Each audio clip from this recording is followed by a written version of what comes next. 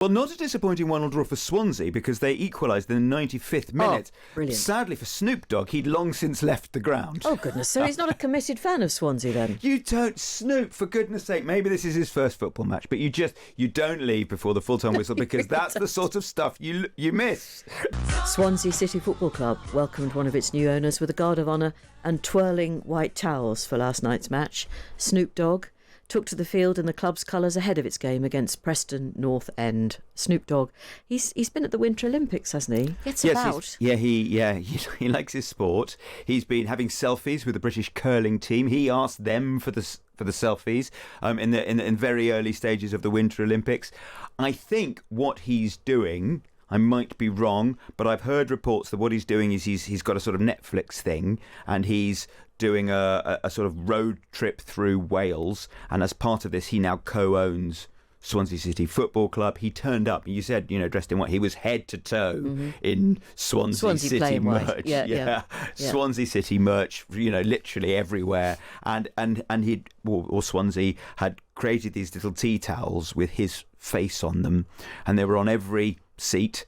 And it was a sellout, and so they were all twirling them round and making a lot of noise, like Snoop Dogg asked. And there was a sort of guard of honour for him, and he did some selfies with fans. I mean, it was all the fun of the fair. I mean, I was listening to Talk Sport this morning, and the Swansea fans were calling in and saying absolutely loved it. Well, yeah, because they think this is the answer to all their problems. I mean, the game itself, by the way, ended in a disappointing 1-1 draw. Well, not a disappointing 1-1 draw for Swansea because they equalised in the 95th minute. Oh, brilliant. Sadly for Snoop Dogg, he'd long since left the ground. Oh, goodness. So he's not a committed fan of Swansea then? You don't, Snoop, for goodness sake. Maybe this is his first football match, but you don't leave before the full-time whistle because that's the sort of stuff you miss. Right. Yeah, well, I'm amazed. Okay. So we're not sure of his commitment to the game itself. Am I being unfair? I don't know. I really don't know. I mean, Luka Modric, the former Tottenham player, the Croatia star, Martha Stewart, are other names being linked as a sort of consortium with Swansea. With Swansea City. You've got. I mean, Ed Sheeran is the big shirt sponsor of Ipswich Town, and you can sort of see why. And do you remember the old days of Jack Walker? I think he was. I know he was called Jack Walker, who bought Blackburn Rovers, and they won. And invested all lots of money, and Alan Shearer played for them, and they won the Premier League. And then it became, I don't know, a sort of like a plaything for billionaires or countries. Roman Abramovich started that, buying Chelsea for £1 and completely transforming them. And now you have the sort of the Man City model, sort of owned-ish by a country essentially. Yeah.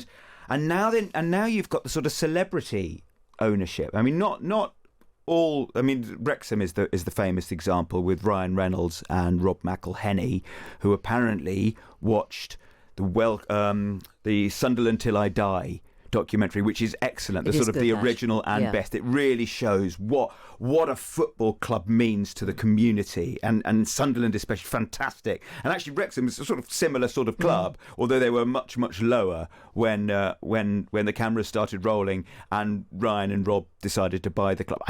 I sort of think that the Welcome to Wrexham and the ownership thing happened simultaneously, so it was relatively low risk for them. But fair play, they've invested a lot of money into Wrexham. It's gone from a non-league side to now a mid-table championship side. I think they're in the playoffs now. Yeah, exactly. Yeah. I mean, they were winning as Swansea were drawing last night in the championship. I mean, my goodness me, back-to-back promotions, and they could even be a Premier League club this time next season. Yes, Wrexham really could be. Wow. I mean, you've got that makes the whole TV tie-in just absolute box office, doesn't it? And what a great deal that was. I wonder, and I know it sounds a little bit, I don't know, woo-woo, but when you get a little bit of Hollywood in a club like Wrexham, sort of Hollywood results start happening. Whenever they tend to go, there's always a last-minute winner, or the goalkeeper scored a goal. I remember a few seasons. It's just, it's a funny old thing, and now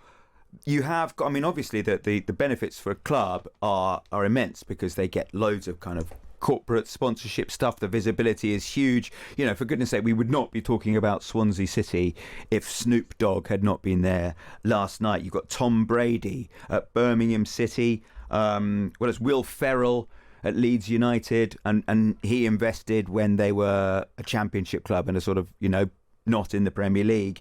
So they get a sort of meaningful impact with relatively small investment. You're not going to get Will Ferrell investing in Manchester United, for example, who incidentally, just in the last few minutes, I noticed on the Times Online have published their latest figures after all of the redundancies Sir Jim Radcliffe and his sort of operating party have made. Apparently they're in profit, but their debt has gone up to more than 1.2 billion. So I don't quite get how that goes. I don't either, but on the pitch, things are going better for Manchester United. They're going really, really well. Yeah. So since they got rid of Ruben Amorim, I think they're unbeaten. They drew against West Ham, and otherwise I think they've won everything. So it looks as though things are being turned around by someone who hasn't yet got the full-time job. No, but he'd like it. The reason I was slightly distracted is there's some breaking news. Gianluca Prestiani is going to miss the second leg of Benfica's Champions League tie against Real Madrid after UEFA rejected the club's appeal against his suspension. Now, just remind us what he got up to. So he was accused of racially abusing Vinicius during the first leg in Benfica. He's the 20-year-old Argentine player who plays for Benfica. He said he didn't say what he said. I'm not going to repeat what he's reported to have said, obviously. He was given, and this isn't UEFA banning him for for one match in a very convenient way, so that it doesn't sort of inflame the second leg in Madrid. This is an independent. When it gets past that sort of thing, just gets passed straight to an independent tribunal. Mm-hmm. They banned him for a match. Benfica appealed. They rejected the appeal, so he is now going to be banned for the second leg for that one match. I don't know, maybe it's just my age. Sometimes I slightly despair at the conduct of some of these players. There is a moronic quality to some of them, isn't there? There's no doubt about that. Well, whatever happened on the pitch last week, the allegations of a racist term being used against Vinicius Jr. against Vinicius Jr. Because he's often on the receiving end. And then what happened in the Premier League this last weekend, where we had two players posting pictures of their Instagram, one who missed a penalty, one who missed a good chance, and it was horrific, the sort of thing, And then so it's almost as if like a little bit of racism happens over here, and then all the racists go, no, I can do that too. It's very, very sad. Yeah. And it is something that I'm afraid football does have to get a grip on. Yeah, I mean, the abuse that the players got was, I did see it too. It is unbelievable that someone can sit in their own home or wherever they happen to be and think it's an acceptable thing to do, to target an individual in that manner. It's dreadful. It's really horrific. And you just hope, because presumably this is a heat of the moment thing where they just get on their phone. Whether it's heat of the moment? No, but they get on their phone. They don't sort of think it through. They don't use whatever, I don't know. Presumably it is not beyond the realms that has left a digital echo somewhere, and that they can be found, and then they can be prosecuted, and then they can be suitably punished, and then it just sends a message: don't do it. Yeah. However cross you are because your football team has lost, God, just grow up. Please just grow up. That's a very firm telling off, but we mean it because it's pathetic. Vassos, thank you very much, and we'll be back tomorrow, and we just don't know what the dizzying world of sport will offer us then, but Snoop Dogg, perhaps he just wanted to go. I mean, there are many attractions in Mumbles. It may just have been that he just wanted to, explore. There's a particularly good ice cream parlour.